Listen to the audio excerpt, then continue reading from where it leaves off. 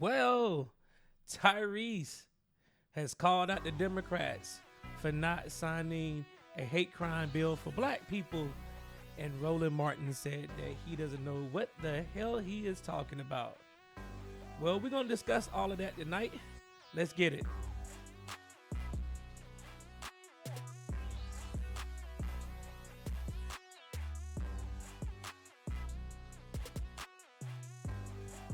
Welcome, welcome, welcome.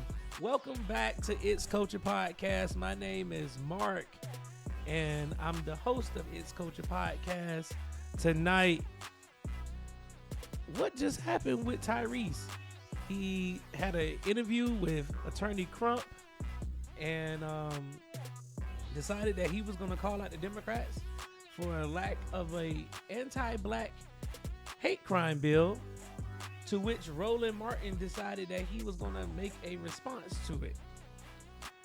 Now, if you could do me a favor, hit the like button, hit that share button, hit the subscribe button, and hit that notification bell so you can get all the updates. And as I say on all my videos, thank you all for tuning in. Let's get to it. So, a couple of days ago, Tyrese was speaking to Benjamin Crump. I guess they were on Instagram Live, and Tyrese made some comments that got Roland Martin kind of upset. Now, if you haven't seen the video, we're going to get into that tonight. Tyrese is speaking to Attorney Benjamin Crump. Everybody knows who Benjamin Crump is. He's a civil rights attorney, most notably known for anytime that there is a shooting, unarmed shooting of someone of color, or just anything dealing with the police. Benjamin Crump is one of the attorneys that normally gets called to be the spokesman or a family attorney to try to get justice, as well as, you know, maybe a settlement or something, some kind of compensation for the wrongful death. So Tyrese decided that he was going to go and speak with Benjamin Crump about this.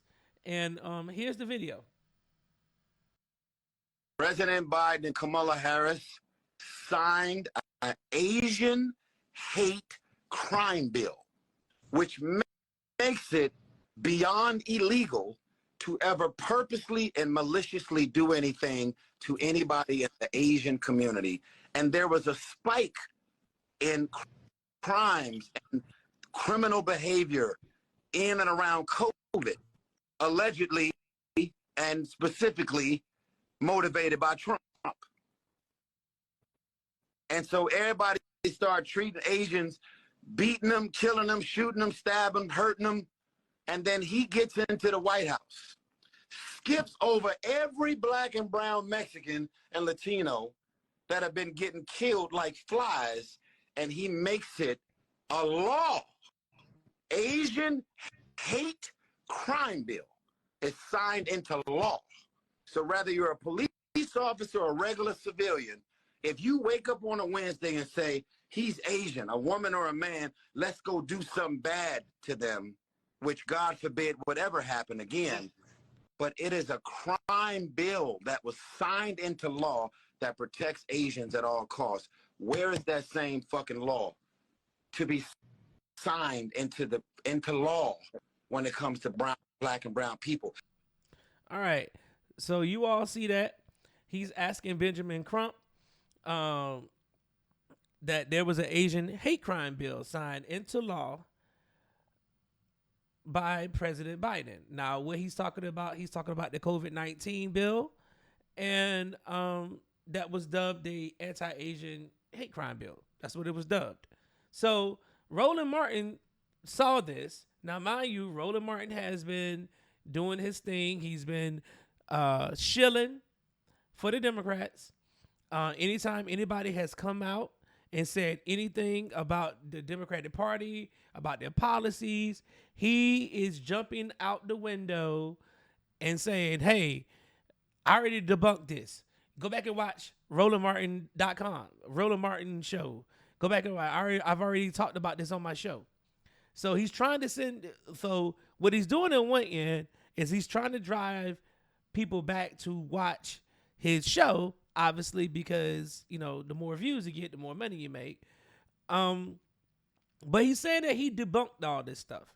Now, I don't know when Roland Martin became the all-seeing eye or the guru or the person who knows everything, the Yoda of black politics. But I think he thinks because he says something and that he's done something that maybe what he says should be seen as law or factual, and everybody else who doesn't agree with him is just lying and don't know what they're talking about.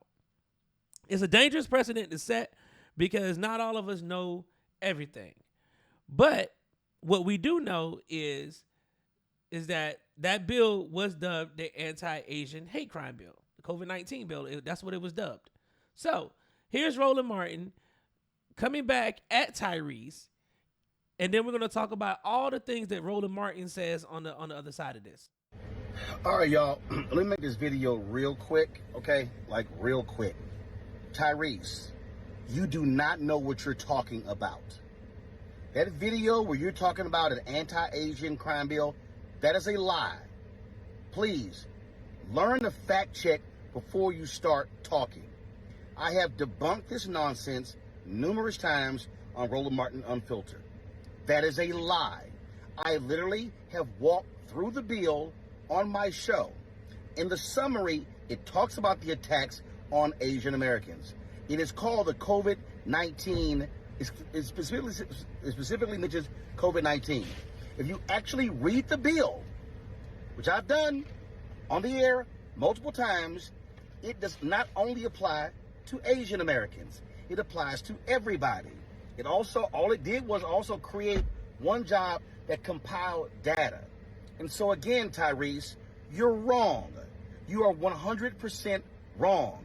And so please, all of you entertainers, when y'all jump out here and make videos and people run with it, I need you to do some verification, do some fact checking before you do that. Okay? So you're wrong. It is not. People called it the Asian hate crime bill because of the attacks. And if you're also going to run your mouths out here and go, there's never been a bill for African Americans, that's a lie. There have been 3 hate crimes bills specific to African Americans. The first one, you were dealing with the Civil Rights Act in 64. Okay? Then you also had the hate crimes bill that dealt when black churches were being burned. I also broke that down on Roland Martin Unfiltered. And then, of course, you had the lynching bill that was also signed. Okay? And don't forget, you also have the Matthew Shepard, James Byrd Act that dealt with hate crimes. Yeah, James Byrd, the black man who was dragged to death in Jasper, Texas. I went there. I broadcast from there. I walked down the street where he was murdered. And so, please, all you blogs that keep posting this stuff, and Tyrese says he's wrong. He's wrong. Okay? I walked this stuff through on my show. Bill by bill, fact by fact. Got it? Please, call somebody before you start spewing stuff that you know nothing about. Woo. Oh, man. Call me. Because you don't know what the hell you're talking about, Tyrese. Call me. I am the all-seeing eye. I am the omen. I am the person who I know all things. I am the Wizard of Oz. That's who Roland Martin is. So, let's talk about these bills that Roland ran down. Okay. So, first and foremost, let's just start like this. All right? First of all, the Civil Rights Act of 1964 is not the first Civil Rights Act. Actually, there are 10 Civil Rights Acts that have been signed into law that go all the way back to 1866. Now, class is in session. Let's get our hats out. Let's get our pens. Let's get our books. I want y'all to take some notes because Professor Stevenson is about to take you to class. Let's go. There are 10 Civil Rights Acts. The first one in 1866 basically guaranteed equal rights under the law for all people living in the United States. So if you understand what was going on, you have the Emancipation Proclamation that gets signed that basically freed and abolished slavery and emancipated the formerly enslaved, the freedmen, as we call them, my ancestors. That bill was done in 1866. Now, what's crazy about the 1866 Civil Rights Act is that Andrew Johnson actually vetoed that bill 2 times. It didn't get enacted until 1870, when Ulysses S. Grant became the president, because Andrew Johnson, when he was the president, decided that he wasn't going to sign it. And it's kind of, and the reason is because you had some Congress people who said Congress didn't have the authority to enact this bill. So here comes the 14th Amendment, and after the 14th Amendment was ratified, the Civil Rights Act of 1866, which is kind of dubbed the Civil Rights Act of 1870, was actually signed into law. All right? But just a year later, they had to come back out and do what they considered the enforcement acts of the Civil Rights Act. And what that did was it gave the federal government the authority to prosecute those who violated the civil rights and the political rights of black people. Meaning, it was the bill that was designed to go after the KKK. Okay? That's what it did. Now, in 1875, they had to re-ratify this bill all over again, basically, because just to kind of add some more things into it, because now you got they're harassing people for voting. They're doing all this stuff. The KKK is live and well at this time. So they felt the need to have to go back in and enhance it a little bit with the Civil Rights Act of 1875. All right? Then we had the Civil Rights Act of 1957, which kind of amended the 1870s one. It really just went back to voting rights. It was really about people voting, like not being punished for going to vote. And then in 1860, they amended the Civil Rights Act again of 1870. And then the most monumental one that everyone that knows about, the one Roland Martin started talking about, is the Civil Rights Act of 1964. Now, which is considered one of the greatest landmark pieces of legislation ever done. Now, mind you, black people have had the right to vote since 1866. They had to keep going back because people were denying us the right to vote. They were creating these tests. They were creating poll taxes. We know what was going on in the South. They didn't want black people voting, and if you actually went out and tried to vote, you might end up getting lynched. So they created the Civil Rights Act in 1964, and the very first Title I, is all about voting. But it kind of goes into other things. It goes into employment discrimination. It goes into just discrimination in general based on what? Race, color, religion, sex, and national origin. It is an all-encompassing bill, but it protects everybody in the country because anybody can use the Civil Rights Act if they feel like their civil rights have been violated. Case in point,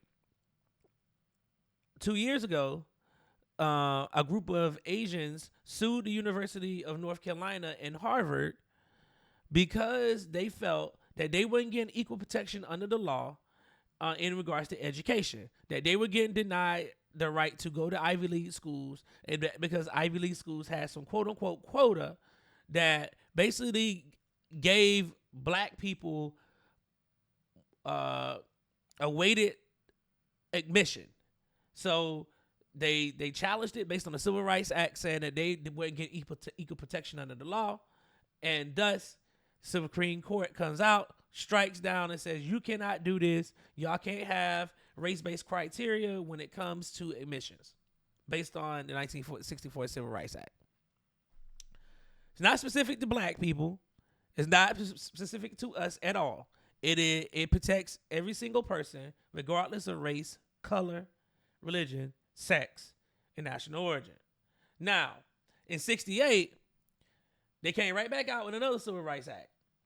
This one dealt with the sale and rental. It really dealt with housing and saying that you can't discriminate in housing based on race. And that was basically the Civil Rights Act in 1968 led way to the Fair Housing Act that came behind it. It superseded it,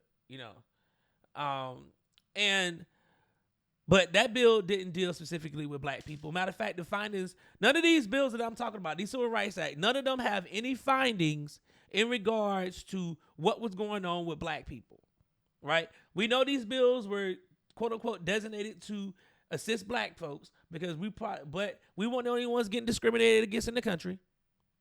You had Native Americans getting discriminated against, you had Latinos getting discriminated against, and you had black people getting discriminated against. So this protected everybody, right? You had Asians getting discriminated against as well. So this protected everybody. And then you have the Restoration Act of the Civil Rights Act in 1987. And then you have the Civil Rights Act in 1991, which basically provided people with the right to a trial by jury if they brought up discrimination cases in employment, or any type of discrimination case. If they felt they got discriminated and you wanted to file a civil suit, this gave you the right to a jury. All right. But nothing of the sort had anything to do with black, like black people in specific. It wasn't specifically just to black people. Let me say it like that. It's an all-encompassing bill that protects everyone. Roland also brought up the churches. Now, with the churches, the churches bill, that bill actually provided resources to states to go after people who burn churches. Now, it wasn't just for black churches, even though black churches were getting targeted. It's not just for that. It's synagogues, the Jewish synagogues. It's Muslim temples. It's mosque. It's whatever. You can, if you burn a church, you're gonna get charged with a hate crime, right? So it doesn't matter. It's not specific just to black people. It protects all churches, all places of worship. Okay. Now these bills, like I said, none of these bills are specific just to black people. All right. So I just want to make sure that we keep that in mind. And if you don't believe me, you can do yourself the justice and go read those civil rights acts yourself. I would highly encourage you to go Google them. Don't just read the summaries. Actually go to the archives. Some of them, the Civil Rights Acts of 64 and all of them are in the archives. You can pull them up, but you can go through and read these bills and see what they say. A lot of them created agencies and tracking mechanisms so they could track what was going on. And they put money to these agencies and they was funding these things so that way they could keep track of it, right? So now we get to the Matthew Shepard and James Byrd hate crime bill. All right. Everybody know who Matthew Shepard was. They said that Matthew Shepard was a gay white man who was in Wyoming, and they found him attached to a fence, and he had been sodomized, beaten to bloody pulp, and left for dead. All right. James Byrd was a black man that was killed in Jasper, Texas. Some white supremacists decided they wanted to go lynch him, and they put him behind the truck and drug him down the street and just basically killed him. It was absolutely horrendous and horrible. Everybody remembers when James Byrd was killed. So Congress enacted the Matthew Shepard and James Byrd Hate Crimes Act. Now, I'm gonna pull that one up because I want y'all to specifically see what this bill actually does. Okay, so let's take a look at it real quick. All right. So now we have the bill. It's a Senate Bill 909. This is straight off of the Congress's website. I downloaded it. I would highly suggest you go download it as well so you can read it. But it is a bill to provide federal assistance to states, local jurisdictions, and Indian tribes to prosecute hate crimes and for other purposes. All right. So the short title is called the Matthew Shepard Hate Crime Prevention Act. Okay. James Byrd, the actual name ain't even really in the short version. All right. Obama added his name to the bill afterwards. They made an amendment and added it. But when it was first enacted, it was just Matthew Shepard. Okay. Congress makes the following findings. Okay. The incidents of violence motivated by actual perceived race, color, religion, national origin, gender, sexual orientation, gender identity, or disability of the victim poses a serious national problem. So let's go back to the Civil Rights Act of 1964. The Civil Rights Act of 1964 protected people based on what? I told y'all this. I said it protected them based on race, color, religion, sex, or national origin. The Matthew Shepard Hate Crimes Act adds in now, okay? Adds in gender, sexual orientation, right? That was already in it. So gender identity, or disability. Okay? So it added in those three things other than race, color, religion, national origin, and sex. Gender identity, disability of the victim. Okay? Such violence disrupts tranquility and safety of the communities. So let's get down to what it really gets to. Okay. Talks about the 13th Amendment, goes and talks about slavery, and but then it kind of comes down, and then here is the hate crime part, right? Support for criminal investigations and prosecution by state, local, and tribal law enforcement. Okay? At the request of the state, local, and tribal law enforcement agencies, the Attorney General may provide technical, forensics, prosecutorial, or any other form of assistance in criminal investigations or prosecutions of any crime that A, constitutes a crime of violence, constitutes a felony under state, local, or tribal laws, and is motivated by the prejudice based on the actual or perceived race, color, religion, national origin, gender, sexual orientation, gender identity, or disability of the victim, or is a violation of state, local, or tribal hate crime laws. Okay. That's all this bill does, right? So now, it says in the implementation of the grant program, because there was a grant program, under this subsection, the Office of Justice Program shall work closely with grantees to ensure that the concerns and needs of all affected parties, including community groups and schools, colleges, and universities, are addressed through local infrastructure developed under these grants. The application, right? Application submitted pursuant to subparagraph A shall be submitted during the 60-day period beginning on the date that the Attorney General shall prescribe. Okay? So this means that people could go and start requesting grant money. Local agencies could, tribal law enforcement agencies, states and local governments could go and request money or services to programs that to help them combat hate crimes and provide assistance and relief for those victims of the hate crimes. Okay? And that's what it does. It says a grant amount. A grant amount under this subsection should not exceed $100,000 for any single jurisdiction in any 1 year period. So that means that the jurisdiction can only get $100,000 to go after these hate crimes. Okay? And that is it. All right? It was appropriated, so there's money that was attached. This bill had money, $5 million for each of the fiscal years, 2010 and 2011. And then, obviously, they continue to provide this assistance every single year. But when it first started, it was only a 2-year thing, and they only had $5 million allotted to it. So every year, $5 million is granted to the Matthew Shepard and James Byrd Hate Crime Act to provide assistance and grant programs for state, local, and tribal law enforcement agencies to prosecute hate crimes based on sex, gender, race, gender identity, sexual orientation, religion, etc. Okay? Now, It doesn't go into anything else besides it says a hate crimes act. It just kind of tells you what the hate crime it is. Offenses actual or perceived race, color, religion, or national origin. Bodily harm, injury to a person, firearms being used, explosive, incendiary devices. All right? And then it kind of gives you the punishment. The punishment is 10 years in prison. All right? There we go. So this bill is about 17 pages, and it kind of gives you every single thing, tells you the punishment and the offenses. All right? So that bill don't talk about black folks at all, right? Don't talk about black folks at all. Actually, the real bill, you don't even see Jamesburg name anywhere on it, all right? And that's straight off the Congress website.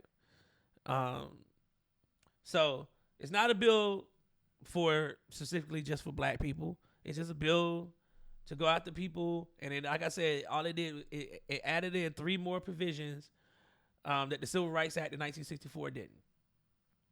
All right? It mainly added in the part for gender identity, gender and sexual orientation, stuff like that. So moving on. So now we get back. Roland Martin also talked about the Emmett Till Lynching Act. All right, so this Emmett Till Lynching Act, right? So Biden signed this back in 2022. This is the Emmett Till Lynching Act. All right, let's look at it. Let's take a look at this. So Emmett Till Act, right? It says lynching, and this is only one page. There's only one page or 2 pages, but this is all it does. All right, it's lynching. It just adds into subsection 249A of Title 18, and it amends the section. All right, lynching. Whoever conspires to commit any offense under paragraph 1, 2, or 3 shall, if death or serious bodily injury, as defined in section 2246 of this title, results from this offense, be in prison for not more than 30 years, fined in accordance with the title or both. Other conspiracies. Whoever conspires to commit any offenses under this paragraph, if death or serious bodily injury shall occur, blah, blah, blah, blah, blah, or any offense including kidnapping or attempt to kidnap, aggravated sexual abuse, or any attempt to commit aggravated sexual abuse, or any attempt to kill, be in prison for not more than 30 years, fined in accordance with this title or both. The budgetary effects of this act for the purposes of complying with the Statutory Pay-As-You-Go Act of 2010 shall be determined by reference to the latest statement titled Budgetary Effects of Pay-Go Legislation for this act, submitted for printing in Congressional Record by the Chairman of the House Budget Committee, provided that such statements have been submitted prior to the vote of the passage. Approved March 22nd, 2022. Okay. All they did was just say, if you go out here and lynch somebody, you're going to be in prison for no more than 30 years. Doesn't have no findings. They named it after Emmett Till. I guess that was symbolic. It could have just been the Anti-Lynching Act. It's just an extension of the Civil Rights Act, and they're giving you the punishment if you commit this crime. So if you go out here and lynch somebody, and they deem that you lynched somebody, you're going to be tried federally and prosecuted up to 30 years in prison. Usually, if you kill somebody on the state level, you're probably never going to get out of prison. So these federal laws are just superseding. They're just stacked on top of, you're never going to get out of prison if you kill somebody. All right? So, unless you're a police officer, then they'll discharge you, and then you'll do a couple of years and get out. So now we get to what Tyrese was talking about. The COVID-19 Hate Crimes Act. Now, this is the only bill where the findings actually have somebody's name listed in it. The other acts, they just have the name, but they kind of go right through it. They talk about the findings. Nobody's mentioned. Not a specific group is mentioned. It just talks about people in general, all citizens, all Americans. These are the things that are not supposed to happen to the citizens of this great country. COVID-19 bill is a lot different, and it's a lot different because it was called the Anti-Asian Hate Crime Bill in regards to Stop Asian Hate. And we know how this started because, as Tyrese alluded, everybody blamed Donald Trump for the rise in attacks on Asian Americans in regards to COVID-19 because he was calling COVID-19 the Chinese flu. And say, or the Wuhan flu, or whatever he was calling it. He kept calling it, those type of flus and all that stuff. And it is alleged now that this rise in hate crimes amongst Asian Americans was getting through the roof. They had all these people getting attacked by what was supposed to be black people attacking Asians in New York and Flushing, New York, and in San Francisco. And so Grace Ming and Senator Mizuno decided that they were going to go and write a bill, and they got their communities to push this bill, right? So here's the COVID-19 hate crimes act. All right. So I want y'all to pay attention to a couple of things here, okay? Number one, I want y'all to pay attention to what is titled. Okay, say short title is cited as COVID-19 hate crimes. Now I want you to look at the findings, okay? What does the findings say? Following the spread of COVID-19 in 2020, there has been a dramatic increase in hate crimes and violence against Asian Americans and Pacific Islanders. Mind you, as I said earlier, there ain't never been a bill that has listed black folks or African Americans ever in those bills. According to the recent report, there were nearly 3,800 reported cases of anti-Asian discrimination and incidents related to COVID-19 between March 19, 2020 and February 28th of 2021 in all 50 states and the District of Columbia. They are specifically talking about a targeted group, a specific group. They didn't even mention Matthew Shepard or James Byrd in that act. They didn't mention Emmett Till in the act when they signed that bill in his name. But this bill in particular, they are talking about a specific group of people. Even in the Civil Rights Act, they never talked about black folks were getting hung and beat up and assaulted when they were going to the ballot box to try to vote. They never said any of that. That is not listed anywhere in those bills. But this bill in particular, you see, during that time frame, race has been cited as a primary reason for discrimination, making up about 90% of the incidents, and the United States condemns and denounces any and all anti-Asian and Pacific Islander sentiment in any form. You have never in your life read a bill that said that they denounce any type of anti-black racism in this country. There is not a bill that has any of that language ever written in it anywhere in the U.S. government. There's not one. And if you can find one, please send it to me, and I will come back on my channel and I will retract my statement. But to this day, all the bills I have ever read, black people are not mentioned in one of them. Not one. Not a single one. More than 1,900,000 Asian American Pacific Islanders adults, particularly those older adults who are recent immigrants or have limited English proficiency, may face even greater challenges in dealing with COVID-19 pandemic. So this is not for immigrants. They're talking about recently immigrants who just came to the country who don't speak English that well. They may end up being the victims of violence. They're getting protected. And in the midst of alarming surge in anti-Asian hate, they talked about the city of Atlanta, where women were killed, right? And we know about this. This was done at those massage parlors. A guy went and killed some masseuse at 2 different massage parlors right outside of Atlanta. Their names are listed right here in the bill. Right here in the bill. They're listed. The people of the United States will always remember the victims of these shootings and stand in solidarity with those affected by senseless tragedy and incidents of hate that have affected the Asian Pacific Island community. These are all the findings. Now it kind of goes into the review of the hate crimes, right? 7 days after this enactment, they're going to start a commission, right? Law enforcement. They talk about how to look at it. They talked about the guidance relating to the pandemic, how the Attorney General and Secretary of Health and Human Services is going to be in coordination and start a health equity task force and community-based organizations to raise awareness of hate crimes during COVID-19. All right.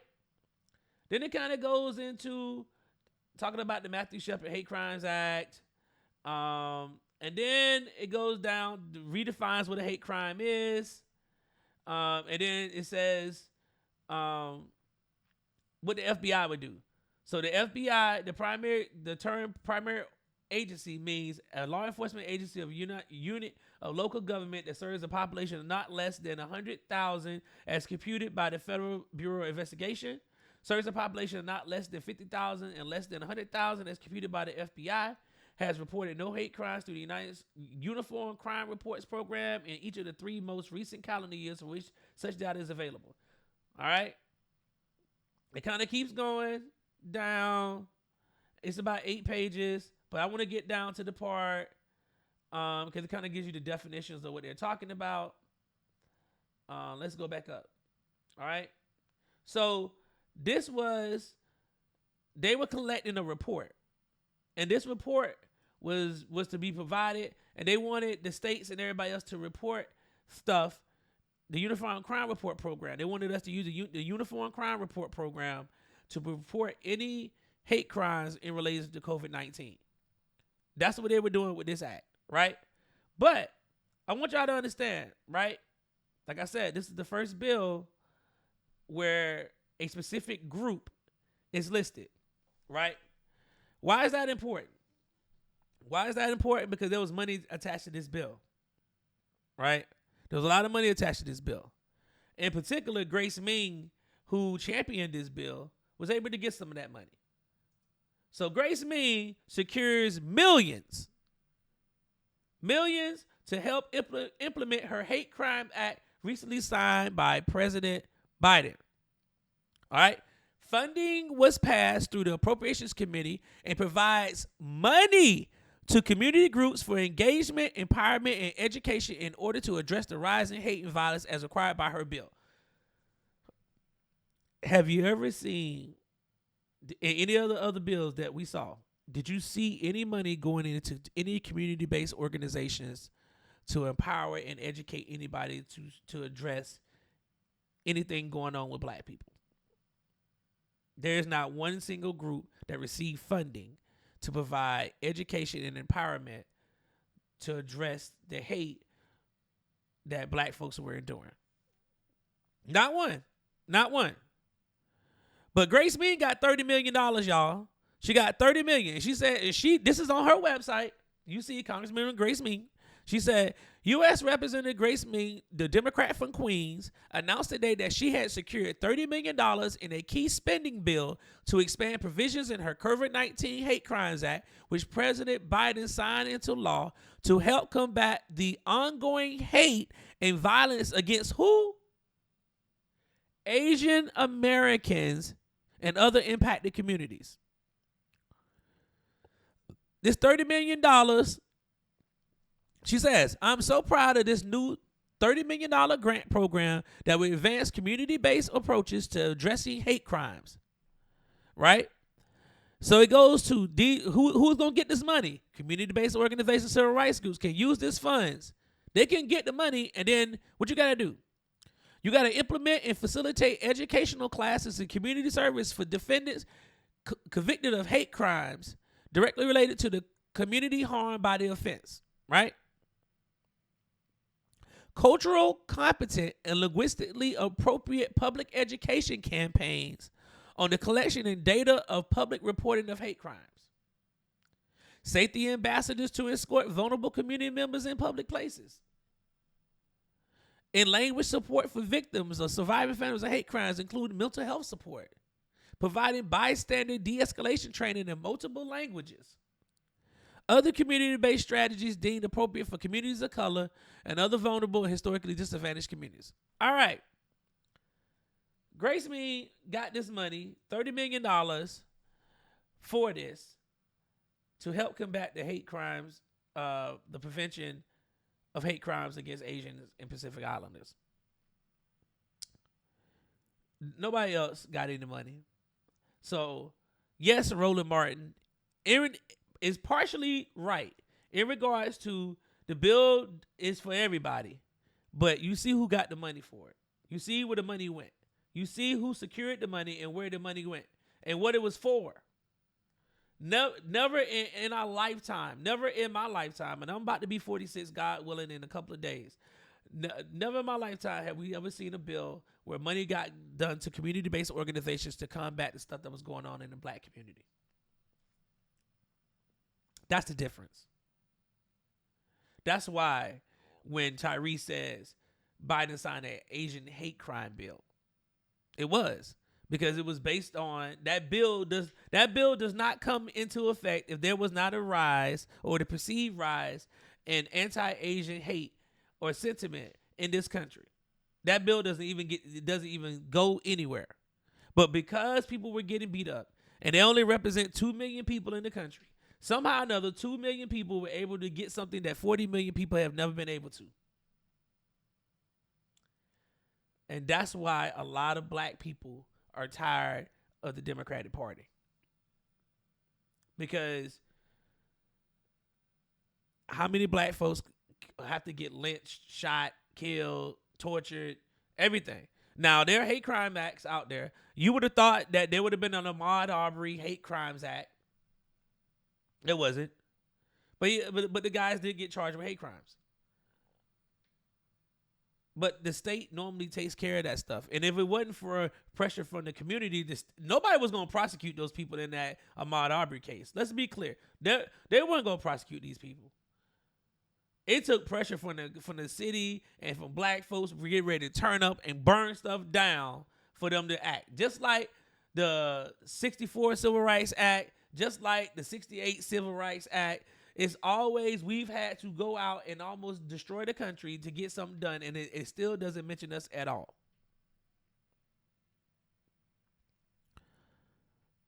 So, Roland Martin, I'm going to need you to stop trying to be this all-encompassing Wizard of Oz, man. Because you're not going to convince people when they reading this stuff, and I just showed there was money given because of this hate crimes bill that was signed for COVID-19. Show me where the black community, secured funding for community-based organizations to go out and provide educational resources and bystander de-escalation training. Like, where is that at for black folks? Where is that at? Safety ambassadors. We don't have those. Come on, man. So y'all tell me what y'all think. Hopefully you learned something tonight. I appreciate y'all listening in. Go download these acts and read them for yourself. Let me know in the comments what y'all think about what I just said, and tell me what y'all think about what Roland Martin responded to in regards to Attorney Benjamin Crump and Tyrese. Until next time, Culture Nation, let's keep it culture.